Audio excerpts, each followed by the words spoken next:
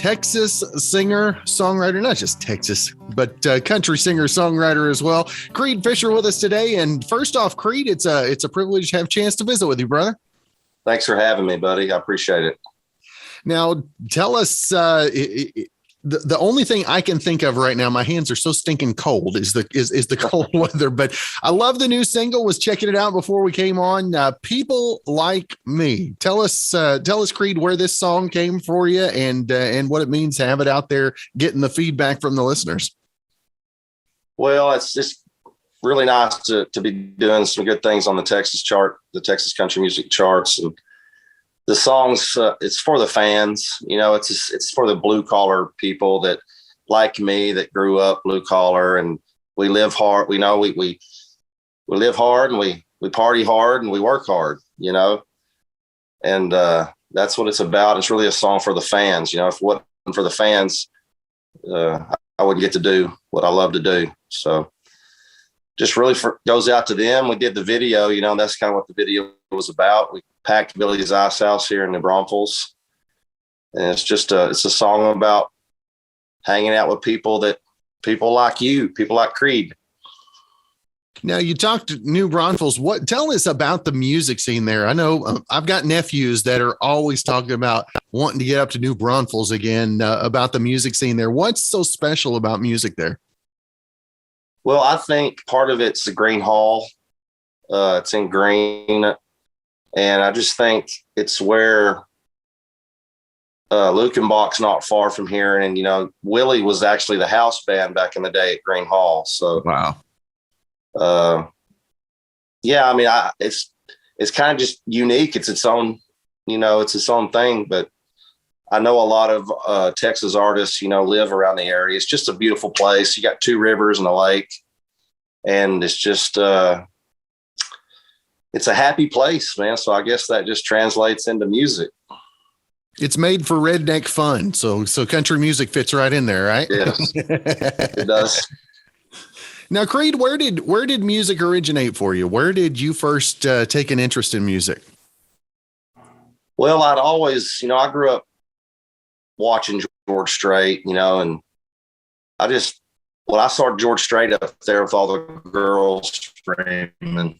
I knew I wanted to do that right there. And so, but, real life, you go through life, and my first real love was football. And so, working and raising kids and playing football, and it just didn't materialize. It wasn't something that I really had time for, to be honest with you. I was married with 3 kids by the time I was 22. So at that time, I was just raising kids and playing football and working. So I got into it a little later on in life, which is, I think, thank God, because if I'd have got famous when I was in my 20s, I'd probably be dead right now. Yeah, we would all be a little different if things turned out better early, wouldn't we? Yes. I definitely needed that time to build who I am. And, I'm very proud of the fact that I worked 20 years in the oil field as a journeyman electrician. So I think that shows up in my music. And I didn't get into music till I was about 35. I got into karaoke when that stuff came out. I knew I had a good voice and I loved to sing. I was never in choir or anything like that, and so it had always been something that it never really seemed like a reality, but when I got divorced, divorce changes your life in so many ways, because you go from being with your family all the time to now being by yourself all the time. Right. And so you really have to find something to do. And I think for me, that was music. And that's kind of how I got started. I think songwriting at that time was therapeutic for me. I had just had all this stuff inside I needed to get out. And that's how I got into it. And I never dreamed it'd come this far. What has this last couple of years done for you music wise? Have you spent more time on the songwriting, maybe on instrumentation? What have you really been delving into in this time we've had alone? Well, I've just been putting out a lot of content. I've been in the studio a lot. I put out 4 albums in 2020. And I think since then, that's kind of just been the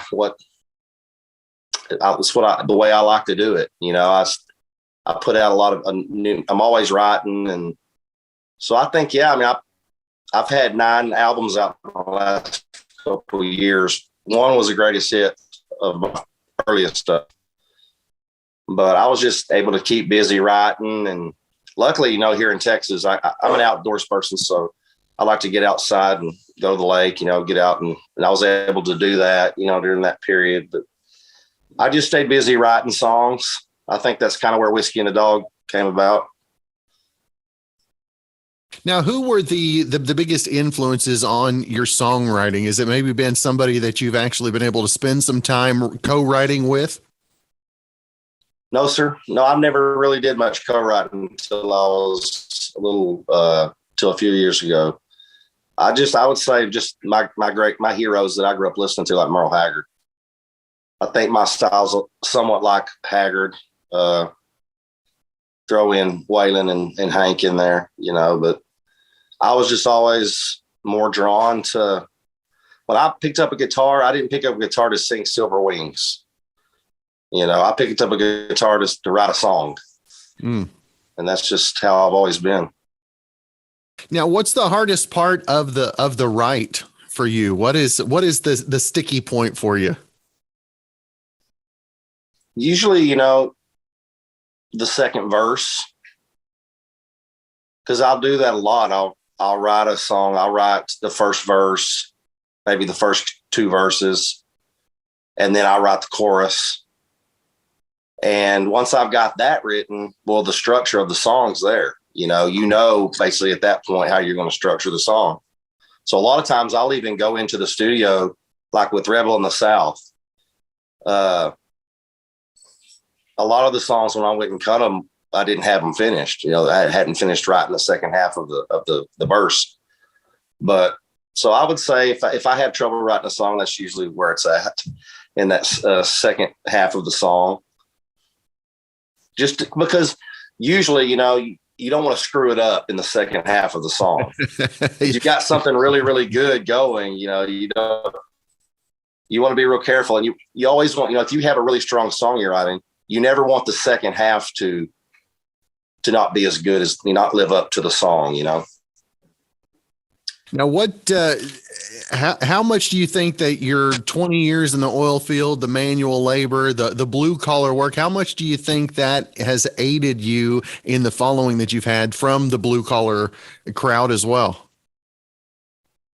I think that's why the music's authentic, because it's not something I haven't lived. I write about stuff I've lived.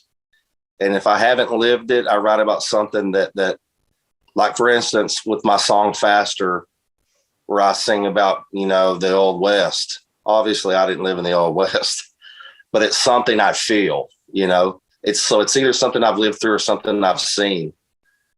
And I think for one, storytelling is a dying art, you know, in mainstream country music. But I just think that's why people relate to it so much, is because it's the things that they're actually thinking. They're in their own head, you know, in their own mind. And so, I mean, if you haven't lived it, you can't really talk about it and sell it, you know. That makes sense.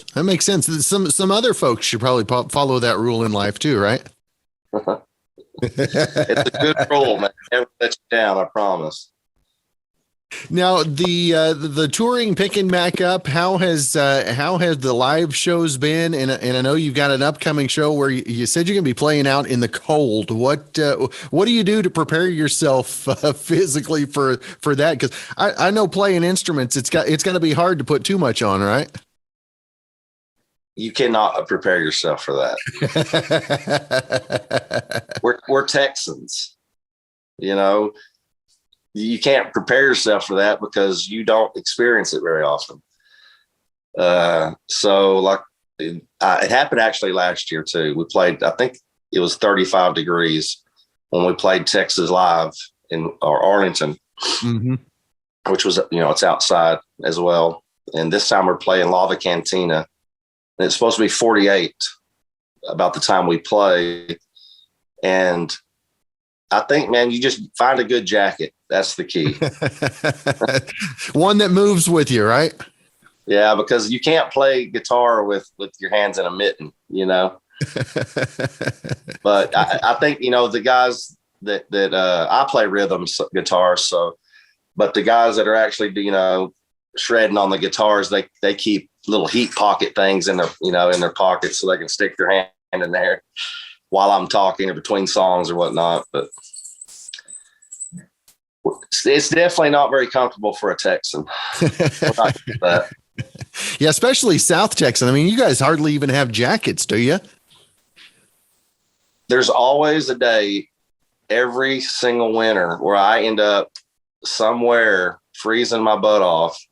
It happens every year about this time because I'm just not used to carrying a jacket around. But yeah, I mean, we had the big ice storm of 2021 here in San Antonio last year, and right. I think it was the first time in 30 years that it's snowed more than that much, and it shut everything down. But you're not looking forward to a repeat in 2022? I hope we don't have that again. Even though that is when I wrote the song Whiskey and the Dog. We wrote that by candlelight during that ice storm. That's cool. Now, Creed, as the new single, how many albums do you set the goal for 2021? I mean, you got so many in the pipeline this year. Do you have to up your ante a little next year? No, man, I don't try to really set. I just let it flow. I didn't really, the thing about us is like, it's not that we put out a lot of content, but it's all different. I put out Hellraiser, which was country as it gets. It's got bluegrass songs. It's got really, really traditional country album.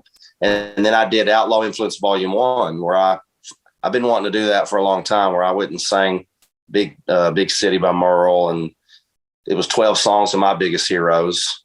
So that's a little different, and then the Wild Ones album was my second Southern rock album. So that's completely Southern rock. It's really out of the box. And then Rock and Roll Man was a unique album as well. Rock and Roll Man is a 45-year-old guy singing through the eyes of a 25-year-old guy. I went back and did my good buddy Zach Stokes. He's had a throat condition now for about 3 or 4 years.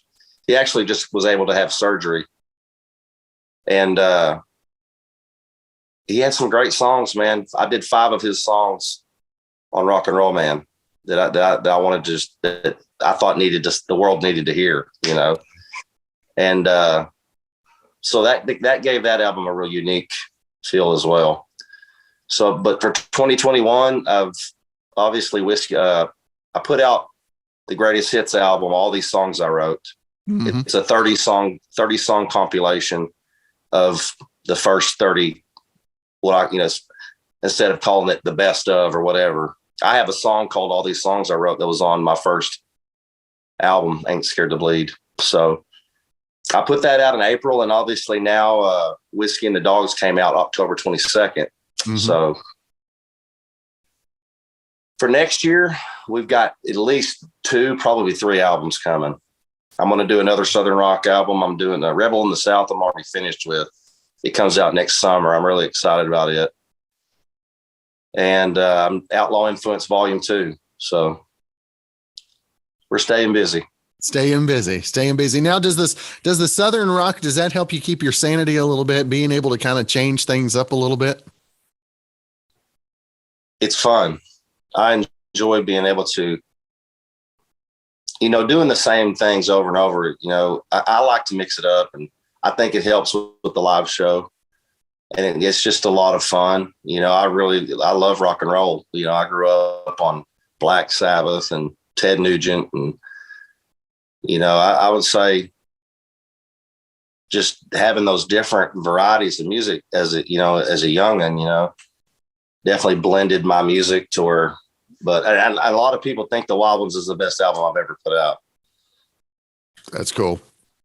Now, Creed, I want to make sure and let folks know where to find the latest album, where to keep up with updates for the upcoming albums coming up next year, Christmas, all that stuff. Where's the place for folks to keep up with everything you got going on? CreedFisher.com is the website, and anything that has to do with me you can find right there. Well, that's cool. Again, check him out online, CreedFisher.com. Creed, I know it took us a minute to get this thing hooked up, brother. I appreciate you taking the time today, and hopefully we'll catch you live in studio here sometime soon. Well, thank you so much for having me, man. I look forward to talking to you again soon.